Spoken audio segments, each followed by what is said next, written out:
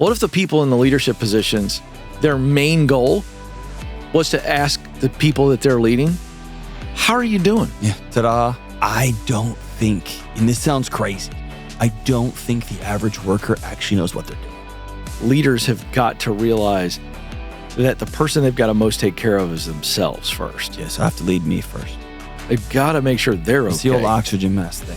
If I'm not all right, there's no way I can't give what I don't have. Right. When I was working in education, I was on call 24/7, 365. What do we want our life to look like, knowing that stupid box could always ring? Mm-hmm. And because I carry that box in my direct deposit, it's a good number. Mm-hmm. And so that gives us this life, but that costs us that. I think we've lost sight of what effective leadership really is, and I think it's an effective coach. I think most leaders, they don't care about their people. They care where they're going to move to next. If you become a leader, your job is not, paradoxically, what your next move is. Your job is to take care of the people that your business is paying you to take care of. That's right. Gallup said that one of the 3 human needs that must be met for an employee to feel engagement is they want a relationship with their leader. What do you say to leaders? I feel like every day in the headlines, folks, I'm reading about stress at work. We're seeing anxiety studies come out all the time. We're stressed out. We're freaking out. Work's got a big role in that. Why and what do we do? That's why I wanted to bring my good friend, Dr. John Delony, in. He's a colleague, obviously, here at Ramsey Solutions, a best-selling author, and I think this conversation is really going to help you, so let's get right to it. Okay, John, 43% of employees in an American workplace say they're exhausted. Exhausted. And when you look at the detailed data, it's hard to tell. It's hard to tell if it's physical exhaustion or mental exhaustion, and I can only come away with that it's both. Yeah. It's both, and because it's kind of like the mental exhaustion, the stress everywhere is starting to affect them physically. So being a mental health expert, counseling people that their lives are on fire all the time, when you hear that, I wanted to throw that at you and go, what's your knee-jerk reaction? We both speak at our leadership events here at Ramsey. You talk to leaders. What's your knee-jerk reaction to the cause that jumps out to you the most? Your opinion. I don't think it has to do with the workplace. Interesting. I was having this conversation with a buddy the other day, trying to keep up with something like, what's the right way to stay healthy when it comes to like fitness? It's so chaotic with you should be running. You shouldn't be running. It'll hurt your knees. It's the best thing for you. You actually need to be rucking. You should go walk. You should lift weights 4 times a week, but only do it 5. But I don't know how to describe it other than I'm trying to do it all, and it's exhausting. Mm-hmm. And Dr. Attia just wrote a great article about overtraining. Yeah. It was like, at some point you got to stop. And that's just this.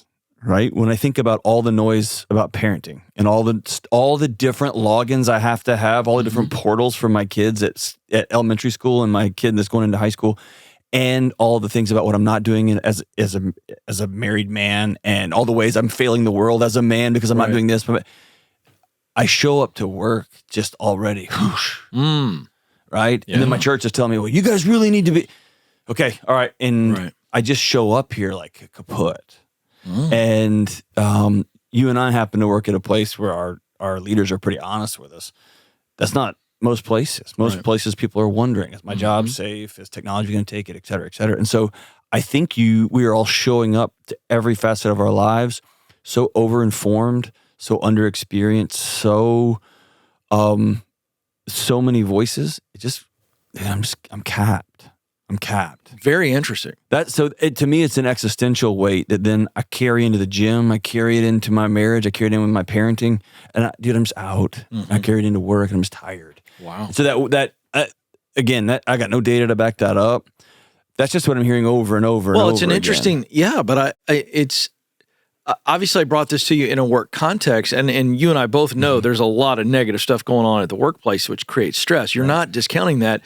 But this is a chicken and the egg conversation. It I is. think you're going, it might be the egg. Yeah, yeah. Well, and I think work is work. Work's hard. Right. And a huge chunk of our life. It's a third of our day. that's right. Roughly. Right. But you and I have talked about this offline. Used to, my church gave me purpose. My spiritual community gave me purpose. My tribe gave me purpose. That's gone. Right. Used to, my family and my faith community taught me about things like what's appropriate relationally, what's appropriate in some of these weightier social issues. Mm-hmm. That's gone, right? Physicians used to be responsible for my health. All of that has been dumped into the workplace. We have to have these conversations with our employees because no one else is having them about what's appropriate, what is not okay to say, what is okay to say. Mm-hmm. We have to provide you with health care. We have to provide you with mental health care. The workplace has become the last place that we anchor into. And I think that's a ton of expectation put on to then go do a hard thing, which is your job. Right. It's a lot. So it's like work has not become, it's no longer a provision place. It becomes a bit of a hospital because work is having to deal with this. Yeah, it's a hospital. It's our last point of connection. It's all we got left. Yeah.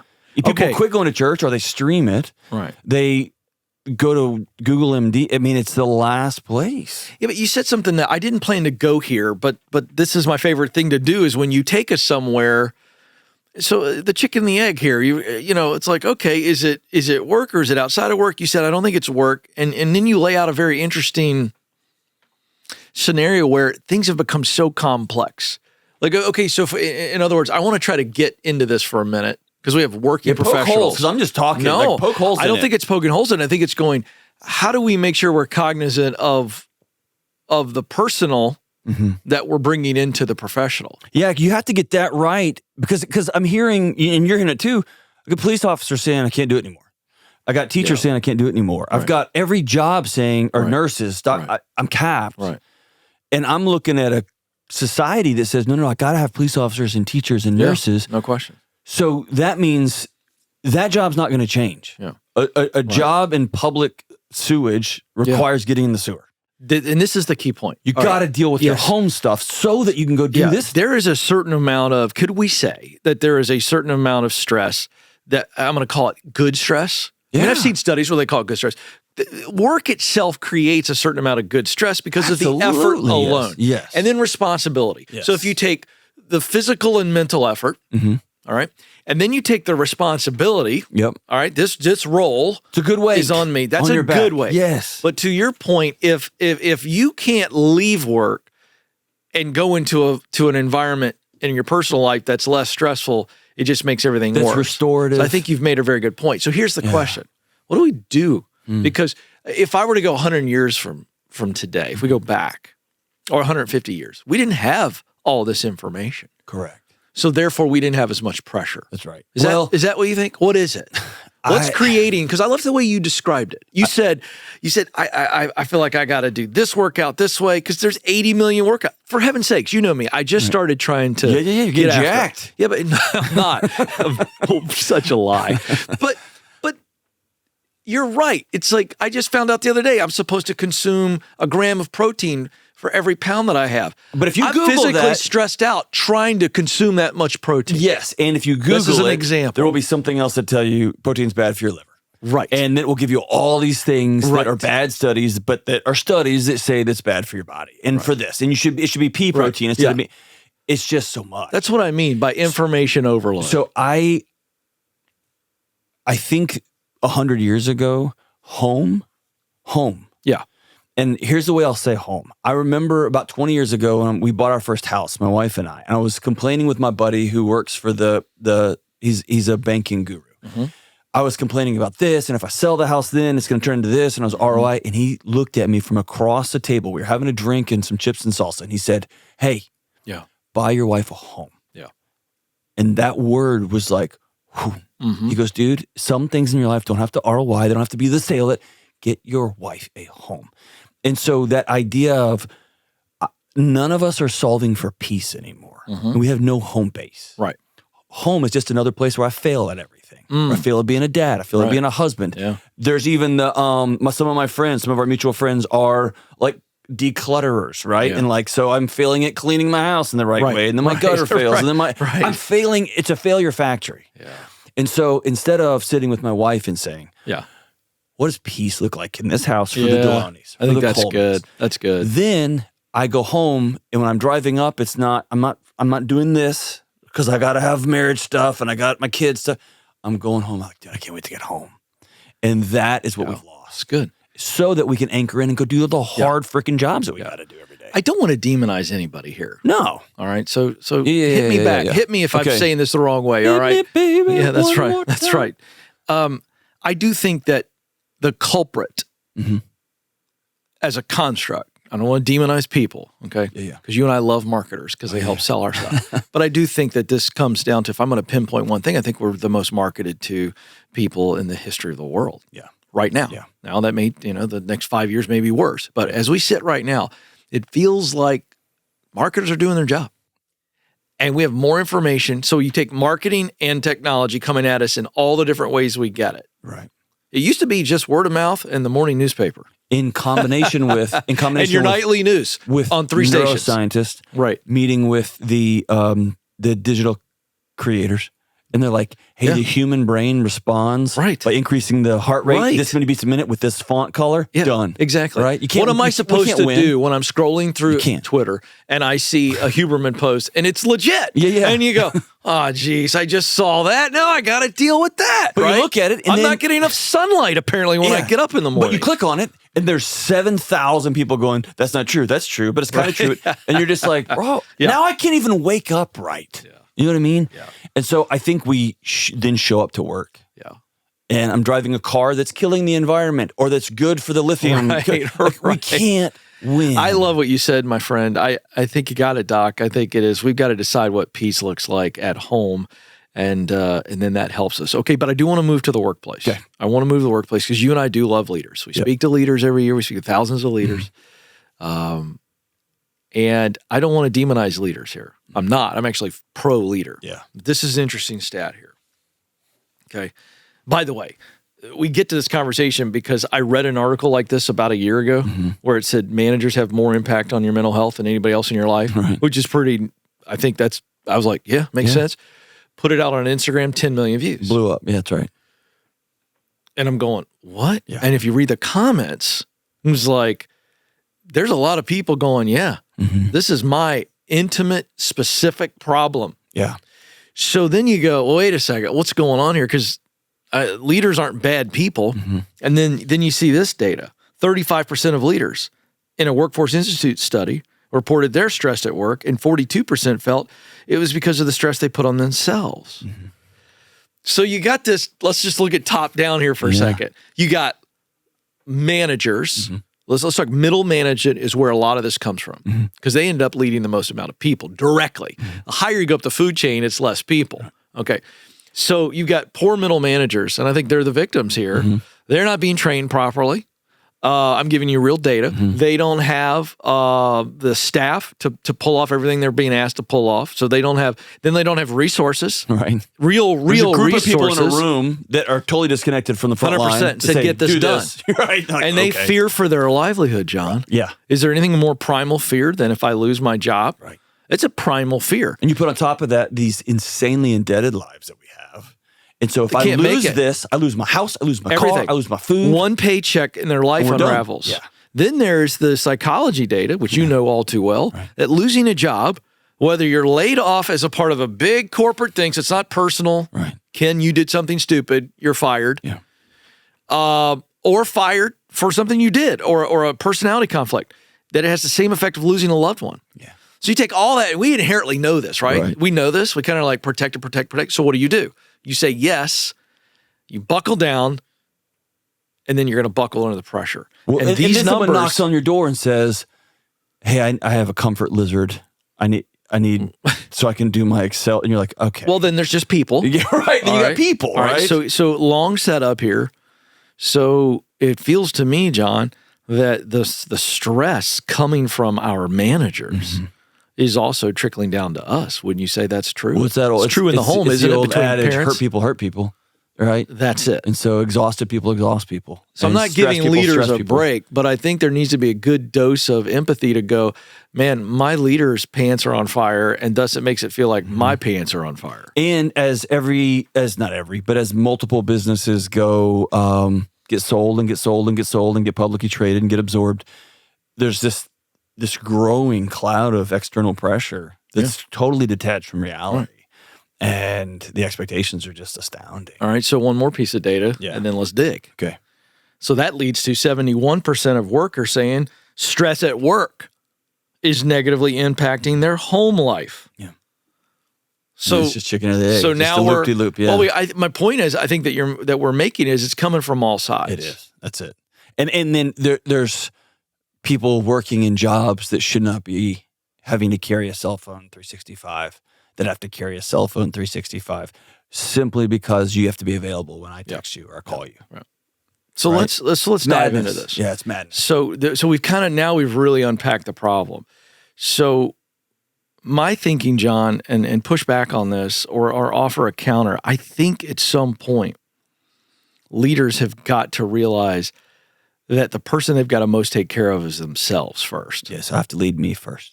They've got to make sure they're okay. It's the old oxygen mask thing. If I'm not all right, there's no way I can't give what I don't have. Right. I can't take care of the people that my company's entrusted to me. Yeah. And by extension, their spouses, their kids. Yeah. If I'm not okay. Yeah. That's my job. So let's talk about the real. Okay. Because I've never dove into this with you, and I want to. Let's do it. I want to see if we can figure out what does a person do, a woman, a man, who is in the situation we've been talking about. Okay, Ken, John, yes, I know I need to take care of me, but I'm getting a whole lot of crap above me. I don't want to lose my job. Yep. I don't want to confront this thing in the wrong way. I don't think I can. I've raised my hand. They're not changing it. You get to start to see how people feel helpless, don't you? Yeah. You see that? Yeah, totally. All right. So what do we coach that person to do? You take the first step. This weekend, I was in New Mexico, and I got to see some old friends that I knew from college, 20, 30 years ago. I'd seen them. And it was a fun time to catch up.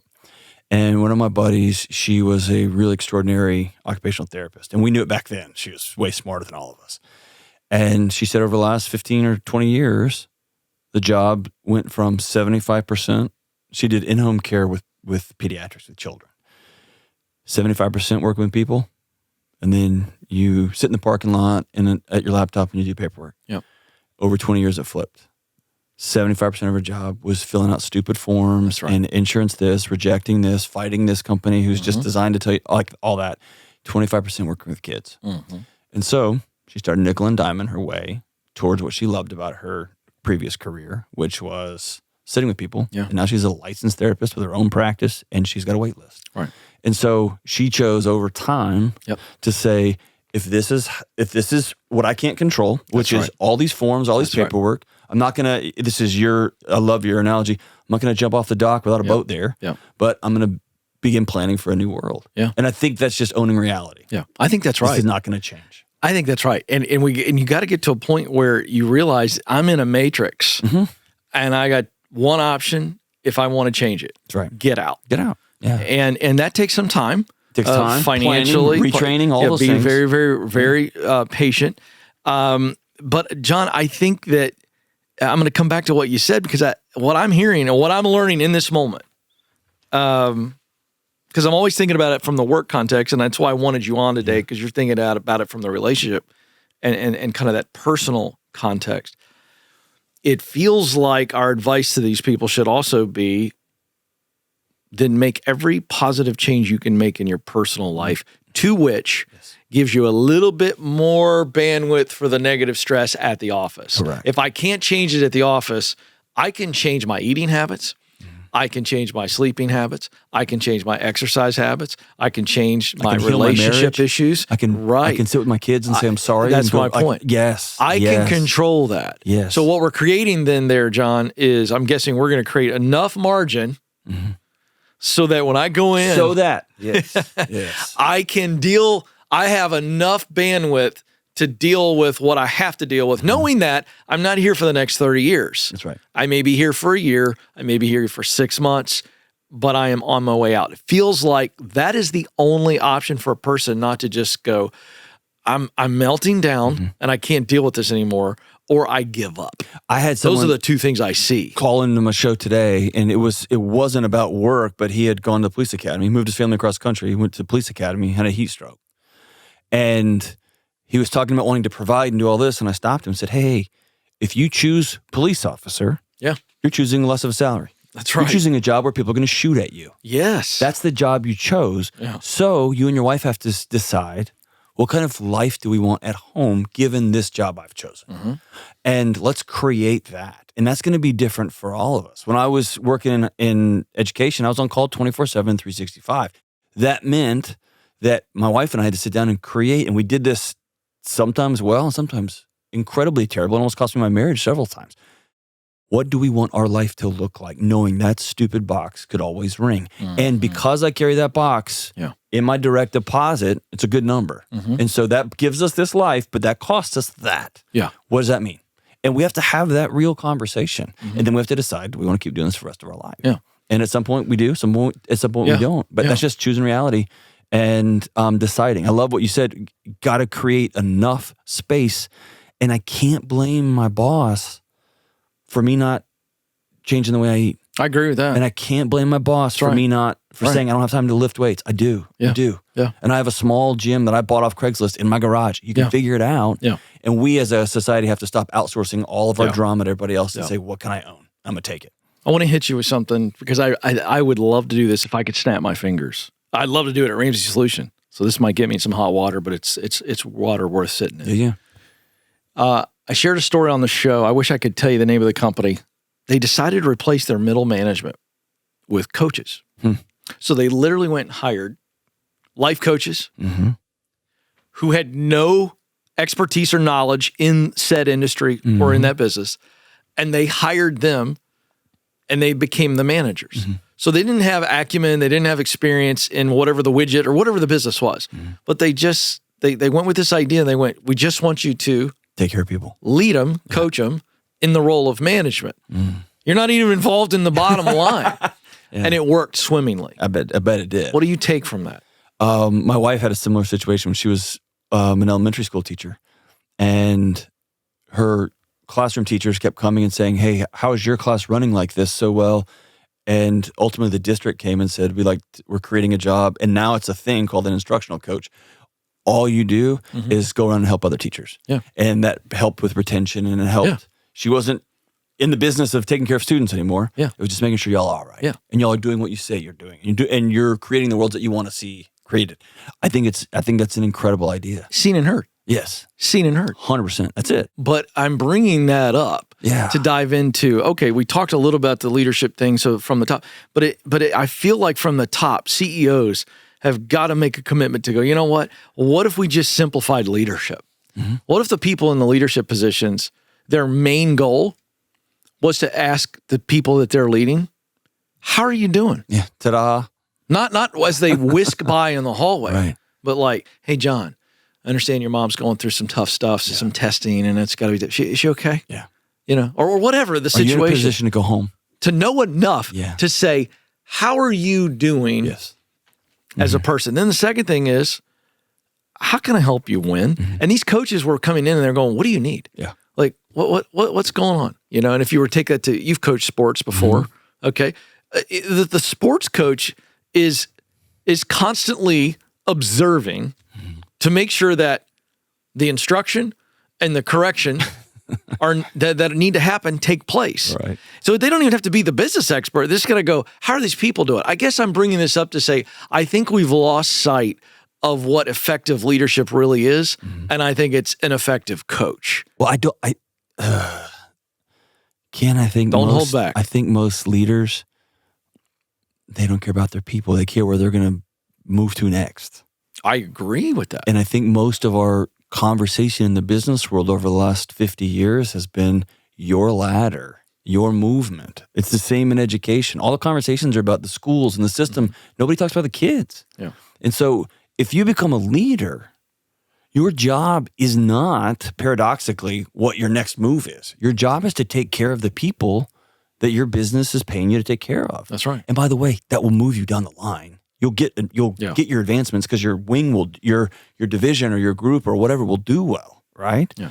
But there has to be a refocus that the role in business is not what's next for you. Mm-hmm. The role is, if you're a leader, how can I best love and honor and take care of these people that I've been in charge of leading? Yeah. So that we can all win in our business. All right, let me play the cynical role here. Yeah. Come on, John. Okay, first of all, don't say that I don't care about people. I think they're fine people. I want them to blah, blah, blah, blah, blah, blah. But man, I got this. I don't have time to do that. Yeah. That's not my job. I got to do this. What's the pushback on that? You don't have time not to because you're going to lose your people. That's exactly right. You're going to lose your people and you're going to lose your bottom line. Right. You're going to lose your job. Yeah. Yeah. Period. It's unbelievable. It's just the way it works, man. All right, I'm obsessed with Gallup data, Yep. Yeah. So we got 2024 State of the American Workplace is just out. Yeah. All right, I haven't hit you with this data, but Okay. this is fresh. Okay. And I'm obsessed. This is the kind of stuff I read, and other people are like, man, my eyes would cross. Well, but here we are again.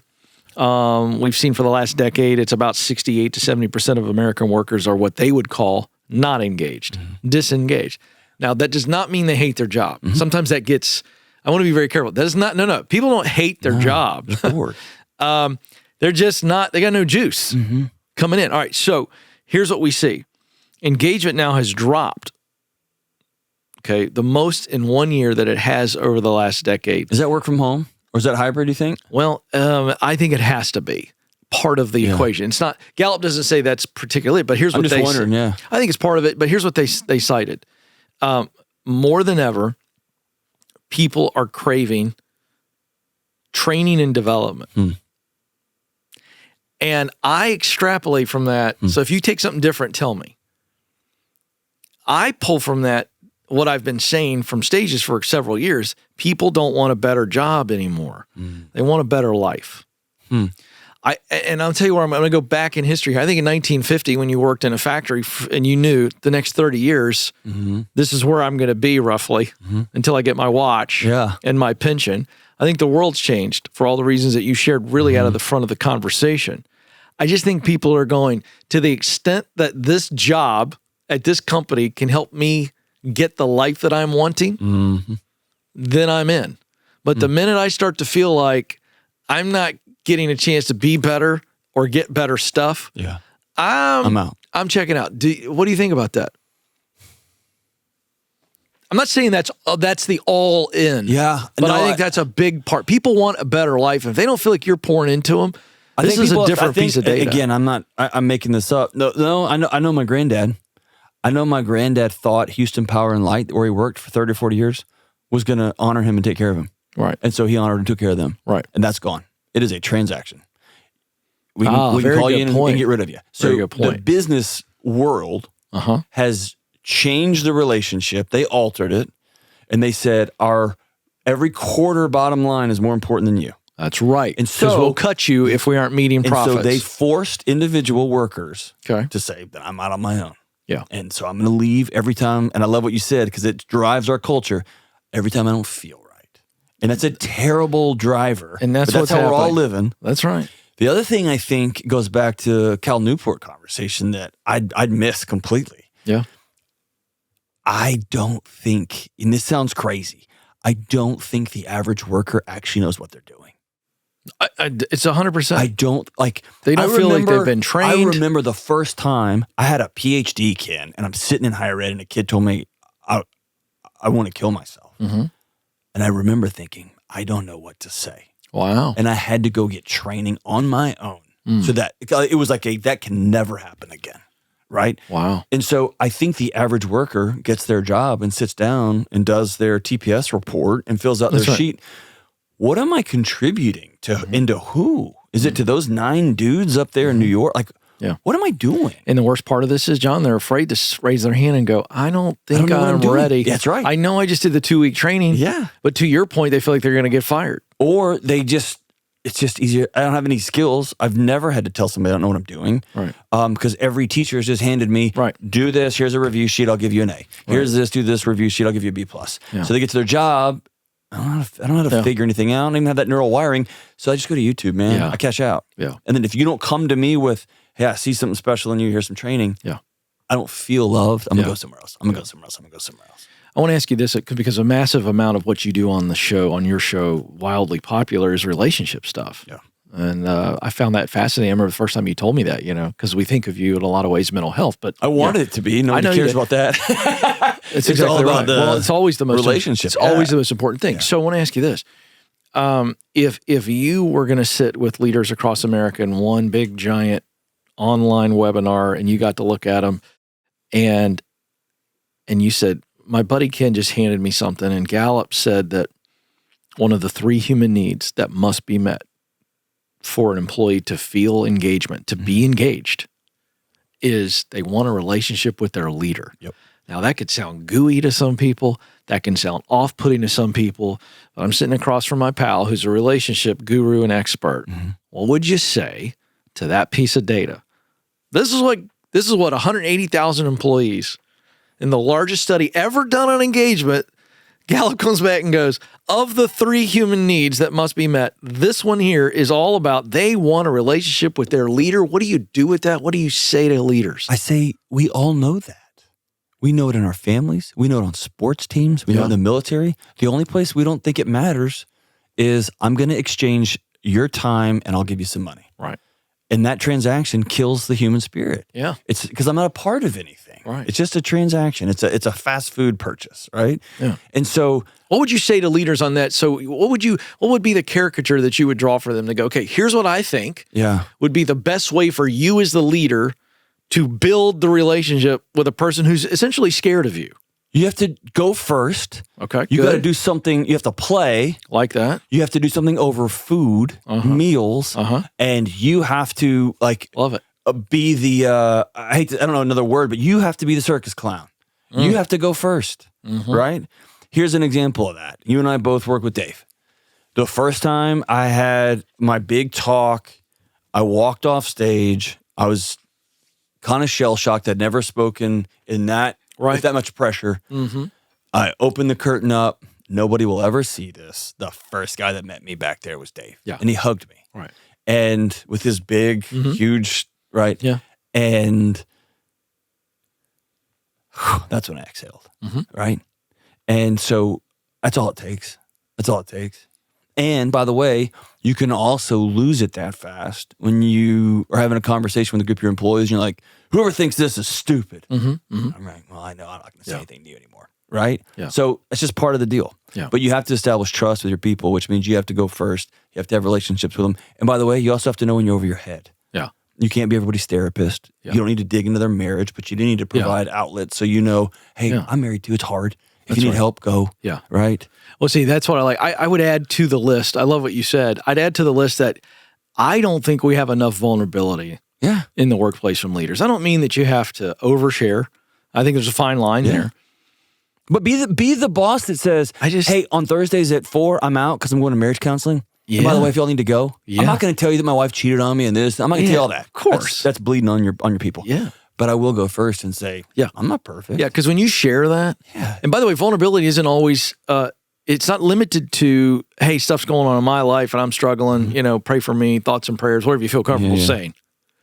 But it's also looking at your team and going, I messed up. I need y'all's help because I'm a bit over my skis here. That's another type of vulnerability. Yes. Like just kind of saying, I don't know, because it's not going to be a long amount of time before they figure out that you don't know. I was wrong. Or I don't know what to do. Yeah. Can you all circle up around me? Yeah. What do you all think? I need your expertise here. Yeah. What do you all think? Yeah. Because you were talking about trust. I just think that vulnerability, and I guess we could call that personal vulnerability in your personal life, and then let's just call it professional vulnerability to go, look, I am not omnipotent. Yes. I'm not omniscient. Yeah. I just don't know what to do right now. I just think, John, that goes so far to developing trust, because then people feel safe to go, oh, if she says it, then I can say it. Or if he says it, then I can say it. Because I just don't think people will ever truly trust you until you become trustworthy. Yes? That's right. I mean, you're the boss. There's a power differential. They're scared to death of losing that paycheck. That's right. Here's the best example I've ever experienced personally.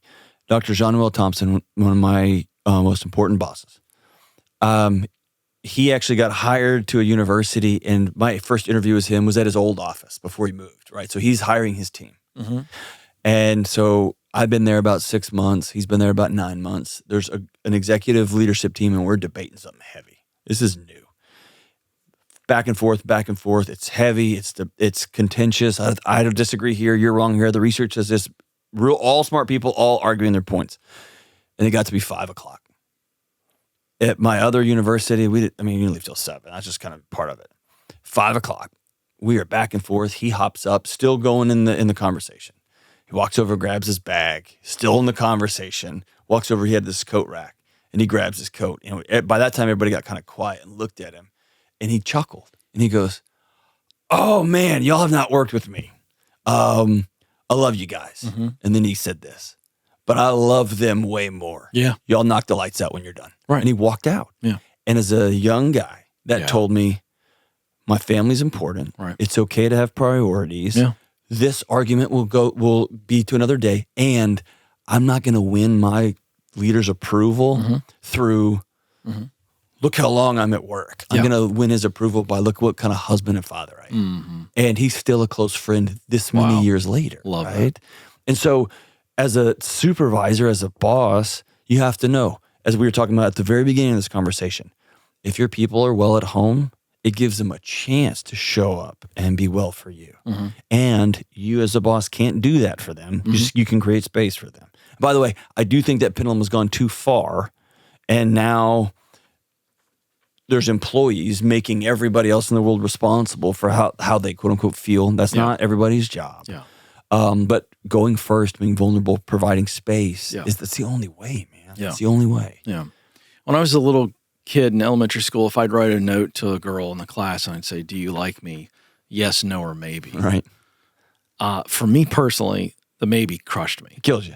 Because you don't know. The no I could deal with. Okay, space. so you got Yeah, you jumped where I was going. What happens mentally, emotionally, and physically when a person is feeling they are in limbo with their leader? They don't know where they stand.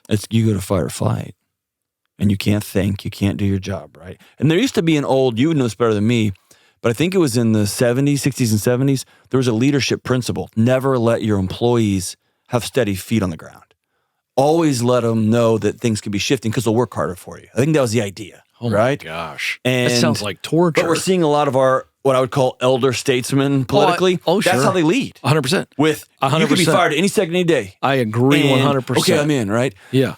And we've all found that's catastrophic to the human experience and to your bottom line. No question. And so you don't want people lounging around, but if they have a purpose and they're a part of a thing and they're working, they won't. Yeah. But to see, this is speaking to communication. That's why I ask you that. Yeah. So many leaders could do so much better and take a lot of workplace stress out if they just communicated and people knew where they stood on whatever that context is. Think about a conversation. I'll think about my wife. There is 0% chance, none, that we're going to get divorced. 0. We will figure out what comes. I totally get and that. So that means every fight we have, every disagreement, we don't go to fight Your or brain flight. doesn't go there. We are anchored in. Yeah. So now we can actually solve this problem instead of that's good. also hedging and protecting. Right. I remember it was the best I've ever seen. And I'm not just blowing it up because we both work here. But during COVID, right when it kicked off, I remember the big meeting down there when our CEO said, "We treat you like adults, so here's adults. Here's how much cash we have in the bank. And here's this. And then it went, here's what's going to happen next. Right. I'm not taking a check. Right. Then the senior execs aren't taking a check. And then the other execs aren't taking a check. That's right. And then if we have to lay off, I'm going to look here first. Right. And if y'all want to, if you know that you're fourth in line and you want to start looking around because that's what you think you have to do, I'll help you." Yeah. There was no, hey, could you hear that? That's right. It was just, it took the void out. It took all the bullets out of the gun. Yeah. And now it's like, well, okay, let's just go solve this Isn't problem that true? now. It was just, because the void is where we get in trouble because our own thoughts you start fill creating it. stories. That's Oh, right. my I write gosh. stories about why you didn't call me back. But as a leader, okay, so I'm bad about this. When in high school, I'd be walking out of a test, and I don't want to gender this, but it was often like one of my classmates who was a girl. She'd be like, I think I failed this test. Right. Well, she's 10 times smarter than me. Right. But I would never give it. I was like, man, you probably should have studied harder. And really all she was looking for was, nah, it's going to be okay. Yeah, right. Yeah. And so I think leaders have to overcome that. Yeah. Because all of us are desperate for, hey, do you see me? Yeah. And so I think it's important, even if you have to put it on your calendar. Yeah. I'll give you this example. Royce Money, Dr. Money, is one of the longest tenured college presidents in the state of Texas. Okay. He had his administrative assistant put 15 minutes on his calendar, walk through physics department. And then he would ask him to pull 2 or 3 of the physics journal things, and he would scan them. And he'd walk through the physics department as though it was nonchalant, just happened to be in the neighborhood. Mm-hmm. Hey, guys, how are you doing? Hey, do you got a second? What in the world is the particle collider doing with... And man, just to give you 15 minutes to talk about the thing you've dedicated your life to. Right. And they all knew what he was doing. They all knew. He didn't know about that. But he'd do that at the theology department, the psychology department. Right. And it just said, I just wanted you to know, like, I am hearing you're doing good stuff. Tell me about it. Right? I see you, I hear you. That's it, man. I just think winning in business today, John, has got to be simplified to winning with people. If you win with your people, the business part, I think you'll figure it out. There's a lot of smart people telling you what to do, and you got the corporate marketing and all that. It's fascinating because we are in a state, and again, mental health, stress, all-time highs in the workplace. And I really take away from this that 2 things I think you and I agree on this one is, one, we've got to create some more healthy margin by getting our personal lives in order. Mm-hmm. If I'm getting better as a person and my life is getting better, and we're talking peaceful and healthy, here's what we're saying is better, then I've got more margin to deal with the crap at work. Can I add one more thing? Yeah. Peaceful, healthy, and this is not PC. We got to get tougher. I think we have to get stronger. I think we have to get tougher. And if I work at a place where my boss doesn't come by and pat me on the back, I got a choice. I can quit, or I can stop seeking that approval. And that way, I agree, man. You're singing with my a couple language. of friends. Listen, I agree. We got to with get tougher. But I think also, so. There's got to be a new third way, because there's the suck it up. That's look around. That's not working. And then there's the. I agree. I think you're right. I need to bring my iguana to work. Right. That's different. Right. I'm reading this book right now, John, called The Pursuit of Happiness. In fact, I need to send it to you. Have you read it? Oh yeah. It's a masterpiece. So The Pursuit of Happiness by Jeffrey Rosen. Here's what he did. He basically goes through and he does a kind of a biographical sketch, chapter by chapter, on America's founding fathers, but how they were influenced by the Stoics and other Scottish philosophers, British philosopher like John Locke. Yep. And this is all around, it's called The Pursuit of Happiness because that was such a huge phrase in early American formation. Of course, it's famous in the first line of the Declaration of Independence. Right. Well, he does a deep dive on what does that phrase actually mean? And here's why I bring it up. The Stoics, who then influenced that next wave, and there was the Scottish Enlightenment and all this kind of stuff. It was all about becoming a better person. In other words, the pursuit of happiness in its origin was not about stuff and money margin. It was, am I becoming better? Yeah. I mean, if you look look an amazing adventure. Yeah. Right. Yeah. And so I'm reading this, and it's fascinating that it was the pursuit. Yeah. The pursuit of becoming a better person. I love that.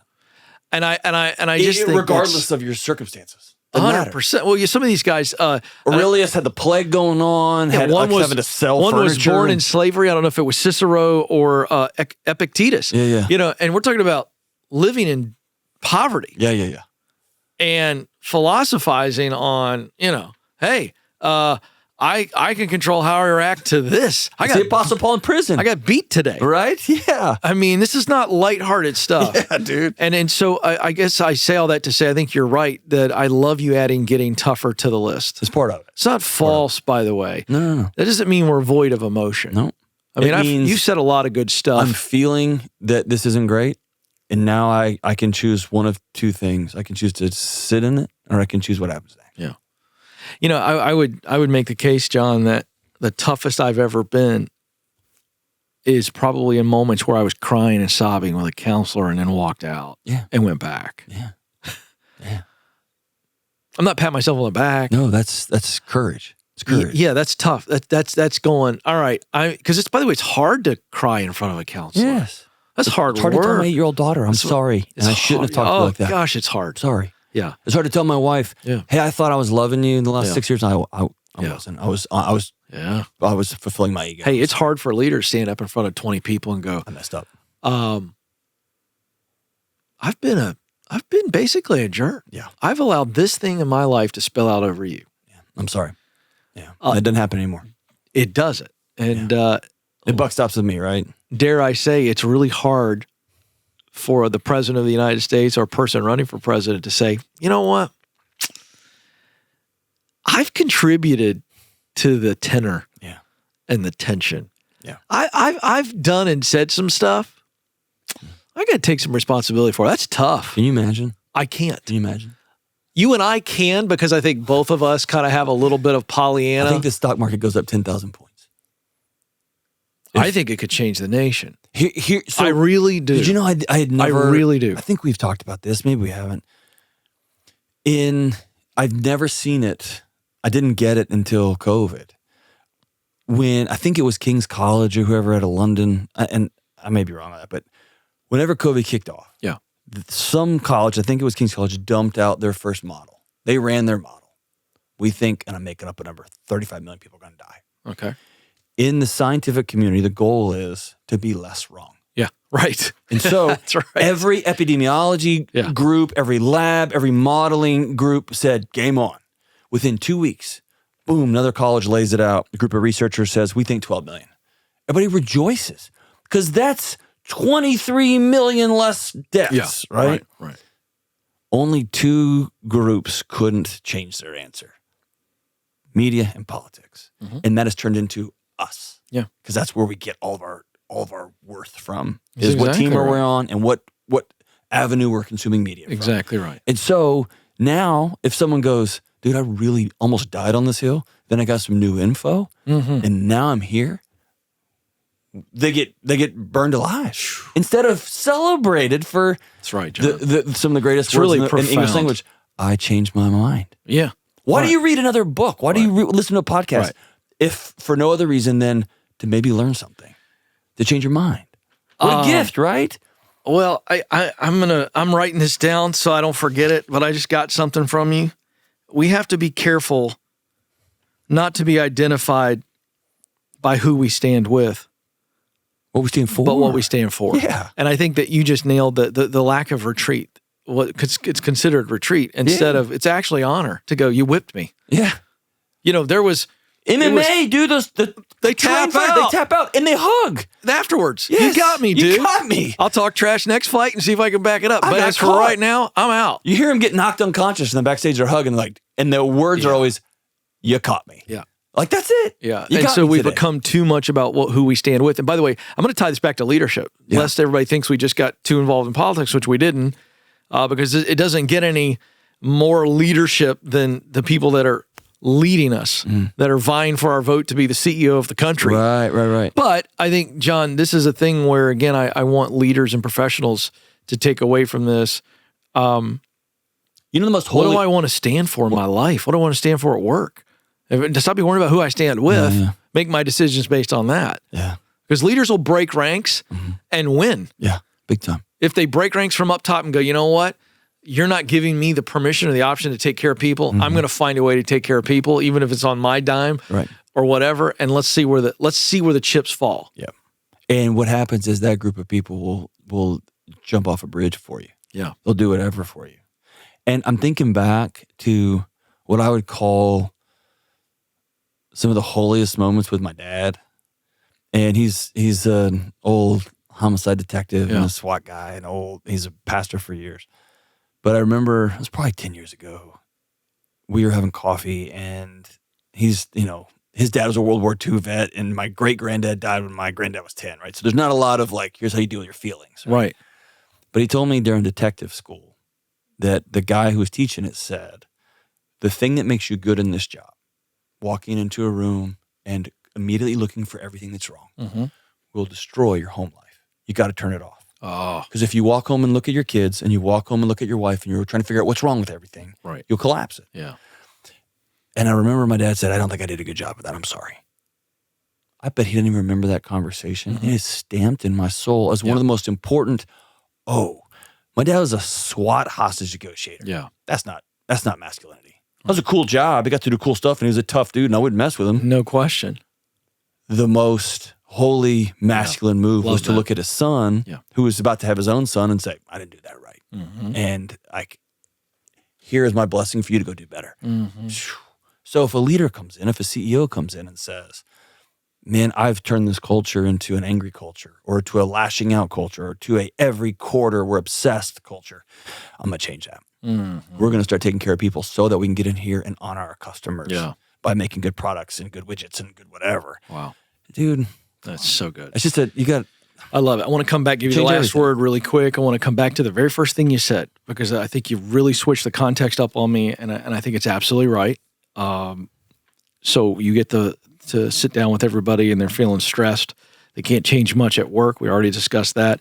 They need to change something personally. Tell them what they can control and what they must control from a personal standpoint. I mean, I think at the end of the day, you can control two things on the whole planet: what you think about and what you do. That's it. You can't control what your wife does. You can't control what your kids do. I mean, you're bigger than them, so at some level, but at some point they right? You control your thoughts and your actions. That's good. And so I'm going to solve for peace in my home. And I'm also going to choose reality when it comes to my job. Yeah. What's the state of this job? What's the state of the leadership? And is this a life I want to continue with? Yeah. And it's not their fault. Yeah. It's your choice. Yeah. I just want people to hear that and also go, we need you to show up. Show up. I know. That's the thing. Everybody can't quit, man. I know. Well, it's very easy for people to start to think because their job doesn't matter to them, it doesn't matter to anybody else. Dude, We've talked a lot have kids, about man. that. I need teachers. I need policemen, man. I know. I need firemen. I know. I need nurses. I need doctors. I need surgeons. Yeah. Everybody can't quit. Yeah. And so I implore you to stop putting your whole bit of worth on that workplace. Yeah. It needs to be in your home. I agree. And so heal that. So good. Heal that. So good. And as you like to say, you take you with you. Yeah, dude. So if your house is a dumpster fire, it's not long before work's on fire too. Yes. And if then you the think opposite that dollar is amount's true. going to heal you, No, it will not. It will not. I can attest to that. That is so true. I love it. Yeah. Doc, thanks for hanging out, man. Hey, thanks. You're I love hanging out with you, You're a good man. pal. Yeah. Really important stuff. Thank you. Hey, I hope you enjoyed the conversation with Dr. John Delony. Listen, you can take control of things in your life to lower your stress and lower the anxiety, certainly around work. And we want to walk with you on that. All right. Hey, if you enjoyed it, give us a thumbs up, subscribe, and share, and give us one of those great reviews. We'll be back again before you know it.